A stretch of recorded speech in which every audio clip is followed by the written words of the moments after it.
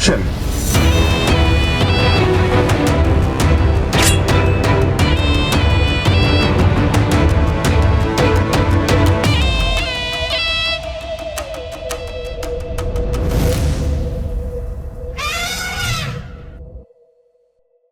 நாகப்பட்டினம் மாவட்டத்தில் அறுவடைக்கு தயாராக இருந்த நூற்றுக்கணக்கான நெற்பயிர்களை கிராம நிர்வாக அலுவலர் பன்றிகளை வைத்து நாசம் செய்ததாக ஆட்சியரிடம் விவசாயிகள் புகார்.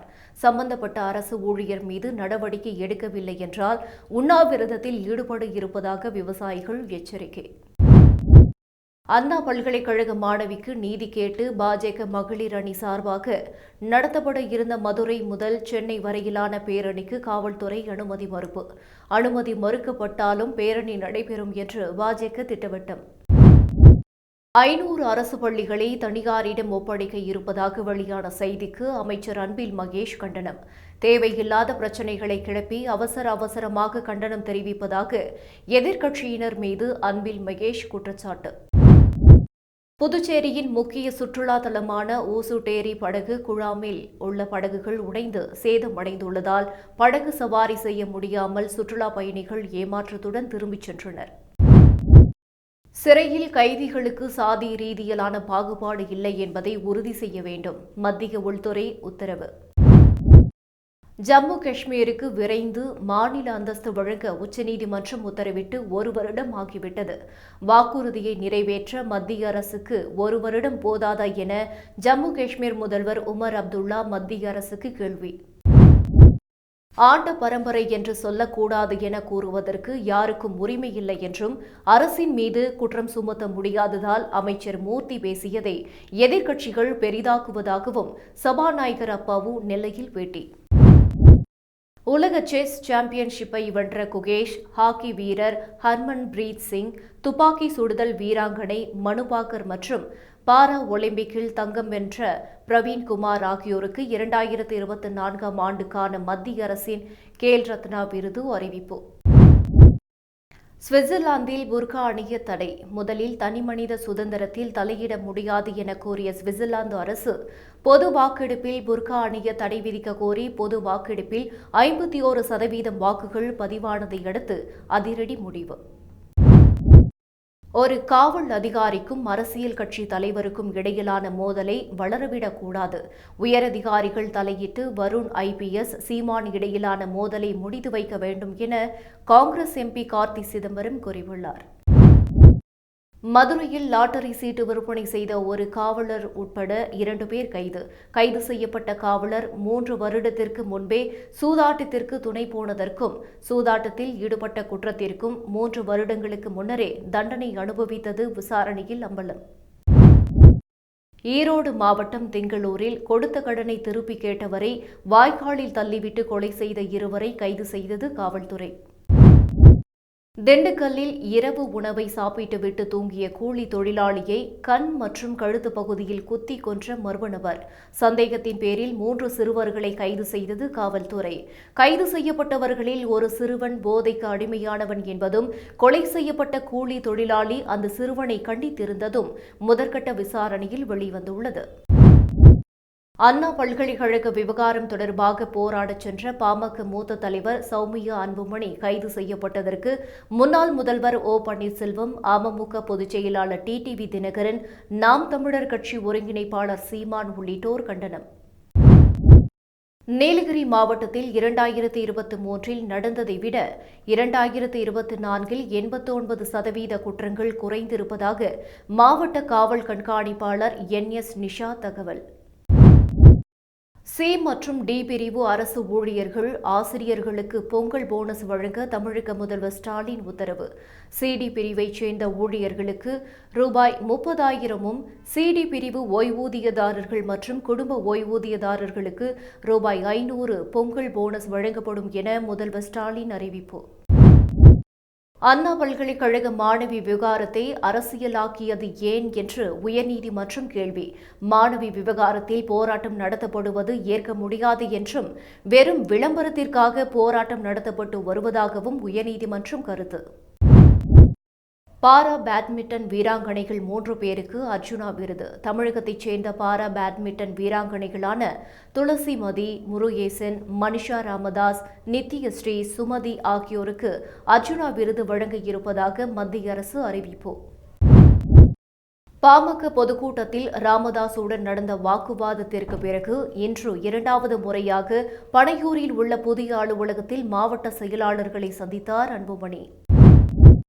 அண்ணா பல்கலைக்கழக பாலியல் குற்ற சம்பவத்தில் ஈடுபட்ட ஞானசேகரனுக்கு உத்திரமேரூர் அருகே 3.5 ஏக்கரில் பண்ணை வீடு இருப்பதும் இரவு 7 மணி முதல் 9 மணி வரை சென்னையில் உள்ள தொழிலதிபர்கள் வீட்டில் திருடுவதை பார்ட் டைமாக அவர் செய்து வந்ததும் அம்பலம்.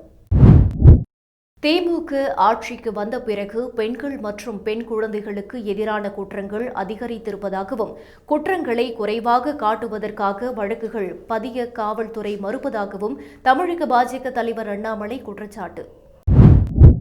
வங்கதேச இஸ்கான் துறவி சின்மோய் கிருஷ்ணதாசுக்கு ஜாமீன் வழங்க வங்கதேச நீதிமன்றம் மறுப்பு.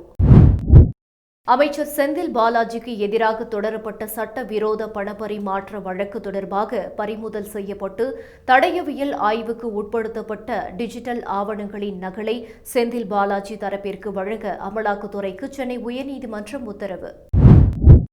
அறநிலைத்துறை கட்டுப்பாட்டில் உள்ள கோவில்களில் திருக்குறள் முதன்மைப்படுத்தப்படும் எனவும் பக்தர்கள் திருக்குறளை படிக்கும் வகையில் வழிமுறைகள் ஏற்படுத்தப்படும் எனவும் அமைச்சர் சேகர் பாபு திருச்செந்தூரில் பேட்டி. திருப்பதி ஏழுமலையானை தரிசிக்க தெலுங்கானா மாநில அரசியல்வாதிகளிடம் இருந்து பரிந்துரை கடிதம் கொண்டு வரும் பக்தர்களுக்கு முன்னுரிமை வழங்கப்படும் என ஆந்திர முதல்வர் சந்திரபாபு நாயுடு தெலுங்கானா முதல்வர் ரேவந்த் ரெட்டிக்கு கடிதம். சுதந்திரம் அடைந்து 75 ஆண்டுகள் ஆன போதிலும் தமிழக மக்கள் தினம் தினம் இன்னலுக்கு ஆளாகி வருவதாக மார்க்சிஸ்ட் கம்யூனிஸ்ட் கட்சி மாநில செயலாளர் பாலகிருஷ்ணன் விழுப்புரத்தில் பேட்டி. போராடுபவர்களை கைது செய்வது தேவையற்றது என்றும் அரசியல் சாசனத்திற்கு எதிரானது என்றும் கூறி திமுக அரசு மீது கூட்டணி கட்சியே மறைமுக தாக்கு. நடுத்தர மக்களிடம் இருந்து கட்டணம் வசூலிக்கும் தனியார் பள்ளிகள் ஏன் சிஎஸ்ஆர் கொடுக்க வேண்டும் என்றும் தனியார் பள்ளிகளை கட்டணம் உயர்த்த திமுக திட்டமிடுகிறதா என்றும் தமிழக பாஜக தலைவர் அண்ணாமலை கேள்வி. கோவையில் வீட்டில் தனியாக இருந்த பெண்ணை தாக்கி திருட முயன்ற முகமூடி கொள்ளையர்கள் அக்கம் பக்கத்தினர் ஓடி வந்ததை அடுத்து தப்பி ஓட்டம். மீண்டும் சர்ச்சையில் சிக்கிய எஸ்எஸ் ஐதராபாத் பிரியாணி பார்சல் வாங்கிச் சென்ற நபர் அதில் பூச்சி இருந்ததாக வீடியோ வெளியிட்டதால் பரபரப்பு. 2024 நீலகிரிக்கு சுற்றுலா பயணிகள் வருகை குறைவு. சுற்றுலா பயணிகள் வருவதை அதிகரிக்க ஆக்கப்பூர்வமான திட்டங்கள் தேவை என சமூக ஆர்வலர்கள் கோரிக்கை. உள்ளாட்சி பிரதிநிதிகளின் பதவிக்காலம் முடிய உள்ள நிலையில் தங்கள் பகுதிக்கான நலத்திட்டங்களை நிறைவேற்றாமல் பாரபட்சம் காட்டுவதாக திருப்பூர் மாவட்ட அதிமுக ஊராட்சி குழு தலைவர் மக்களை திரட்டி ஆட்சியர் அலுவலகம் முன் போராட்டம். கோவையில் இருந்து 70 கிலோமீட்டர் தூரத்துக்கு மர்ம வெடிச்சத்தம் கேட்டதால் மக்கள் அதிர்ச்சி. ஒவ்வொரு வருடமும் இதுபோன்ற சத்தம் கேட்பதாக மக்கள் தகவல்.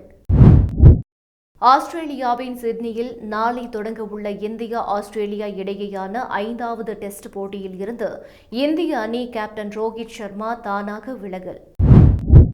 அண்ணா பல்கலைக்கழகத்தின் சிண்டிகேட் உறுப்பினராக துணை முதல்வர் உதயநிதி இருந்தார். அவர் எத்தனை சிண்டிகேட் உறுப்பினர்கள் கூட்டத்தில் பேசியிருக்கிறார்? துணை முதல்வர் உதயநிதியும் அமைச்சர் மா சுப்பிரமணியனும் ஊடகங்களை கண்டால் பதுங்குவது ஏன் என தமிழக பாஜக தலைவர் அண்ணாமலை கேள்வி. பெண்கள் பாதுகாப்பு குறித்து பேச பாஜகவினர் மற்றும் பாஜக தலைவர்களுக்கு தகுதி கிடையாது. துரை வைகோ ஆவேசம். அண்ணா பல்கலைக்கழக மாணவி பாலியல் வன்கொடுமை சம்பவம் தொடர்பாக திமுக மகளிர் அணி மௌனம் காப்பது ஏன்? திமுகவைச் சேர்ந்த ஒரு பெண் கூட பாலியல் வன்கொடுமை சம்பவம் குறித்து வீதியில் இறங்கி போராடவில்லை.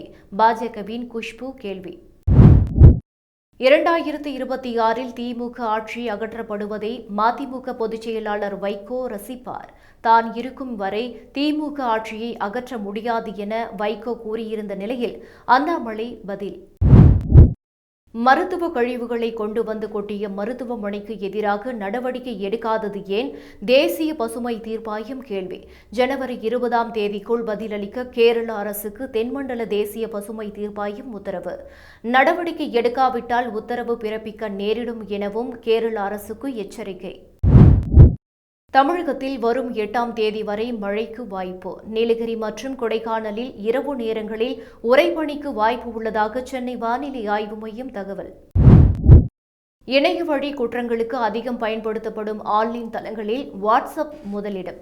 மத்திய உள்துறை அமைச்சகம் தகவல். தம்பதிகளே ஆன்லைனில் திருமணத்தை பதிவு செய்யும் நடைமுறையை கொண்டு வர தமிழக அரசு திட்டம். திருமணத்தை பதிவு செய்ய இனி பத்திரப்பதிவு அலுவலகத்திற்கு செல்ல தேவையில்லை என தகவல்.